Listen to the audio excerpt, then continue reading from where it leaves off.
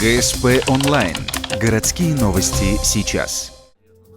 Среда, 12:00, Ледовый дворец, пресс-конференция. Основная тема – новое ледовое шоу «Волшебная сказка Пармы». Национальную постановку презентуют 24 февраля в Сыктывкаре, а уже 11 и 12 марта планируют премьеру в Ухте и Сосногорске. Организаторы обещают, это будет феерично. Одновременное появление более 30 спортсменов на льду, яркие костюмы и декорации. Ну и, конечно же, эпос древних коми. Продюсером проекта стал бывший ухтинский чиновник от культуры, а ныне директор некоммерческого фонда «Классика и современность» Владимир Юрковский.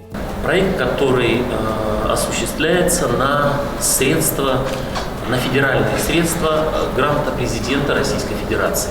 Международный культурный фонд «Классика и современность» выиграл в прошлом году этот грант, и 6 декабря мы оперативно приступили к этой работе. Грант размером в 1 800 000 потратили на постановку шоу. Чтобы оно окупило себя полностью, показывать его будут не бесплатно.